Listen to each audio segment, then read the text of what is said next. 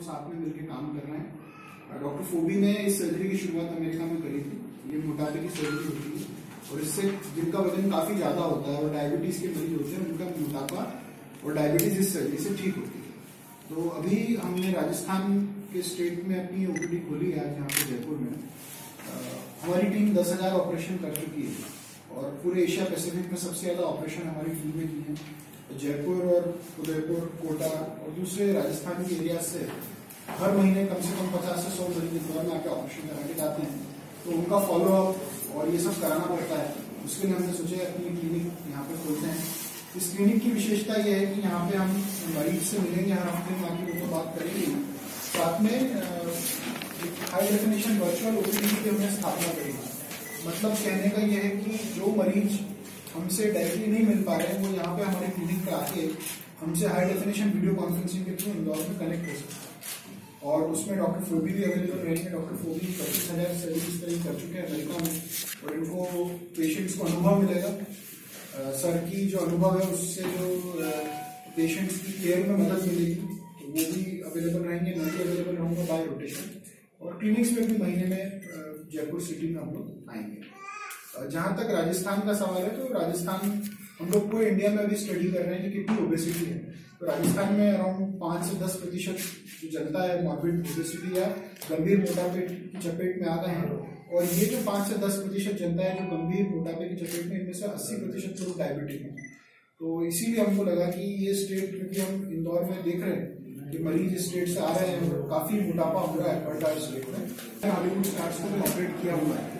अभी मेरे टीचर थे तो मेरे साथ यहाँ पे सेवाएं, रिटायरमेंट के बाद मेरे साथ यहाँ पे सेवाएं देने आए हैं और मुझे एडवाइस भी कर रहे हैं, ऑपरेट भी कर रहे हैं।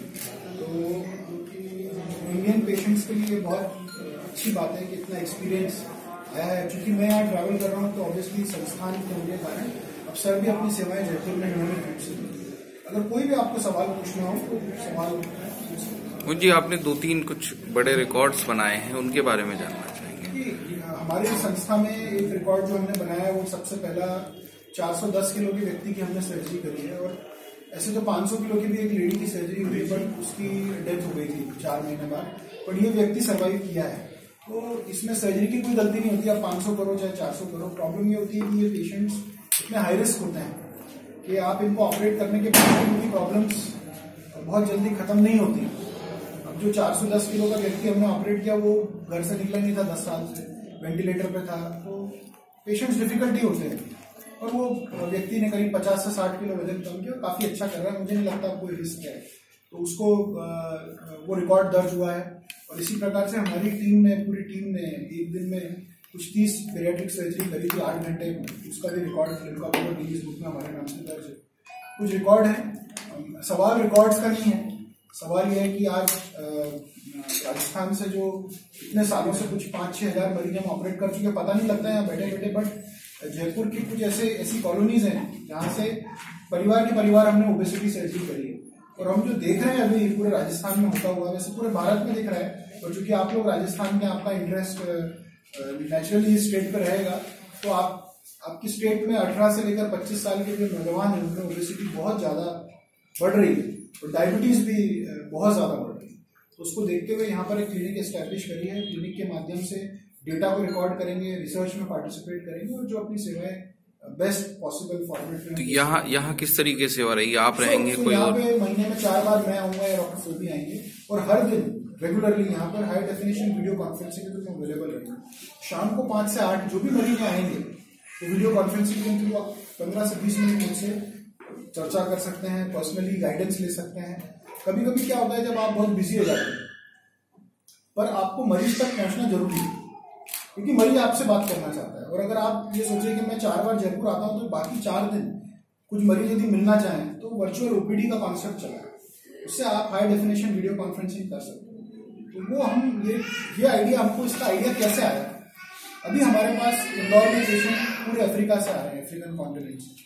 अब वहां से जब मरीज हमारे पास आ रहे हैं तो उनको इतनी दूर जाके, अगर हम केनिया में जाते हैं या हम किसी दूसरी कंट्री में जाते हैं, उनको गाइड करते हैं तो कॉस्ट भी आती है।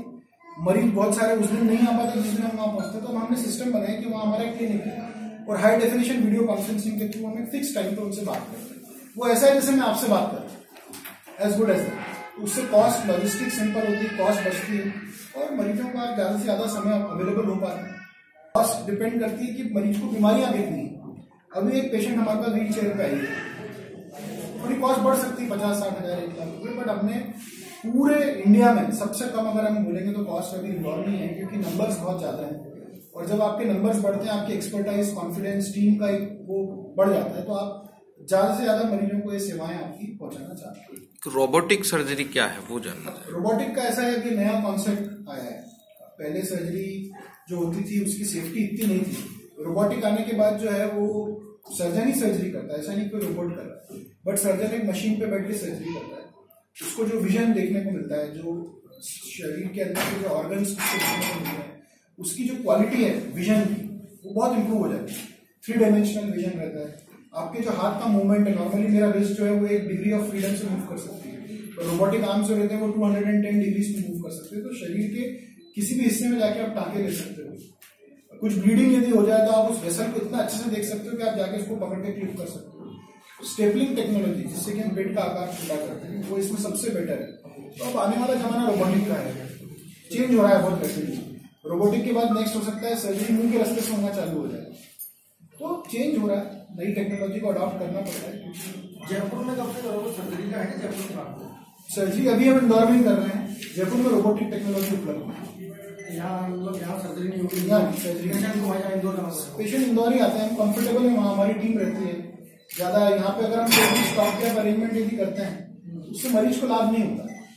डॉक्टर साहब, इस रोबोटिक सर्जरी में कितने समय से आप कार्य कर रहे हैं? तो 10 साल हो गए, पर इंदौर में रोबोट आए वो 5 साल हुए। सर, आपने बताया राजस्थान से हर महीने 5 से 10% मरीज जाते हैं, तो अब तक बता सकते हैं कितने राजस्थान के? करीब 2 से 2.5 हजार मरीज ऑपरेट कर चुके हैं। डेटा बेस है, आज हम जयपुर में बैठे हैं, करीब 500 पेशेंट्स की हमारे पास आज पूरी फॉलो अप, ये तो हम फॉलो अप बता रहे हैं, नए पेशेंट्स की तो हम बात ही नहीं कर रहे, तो फॉलो अप पेशेंट्स हैं।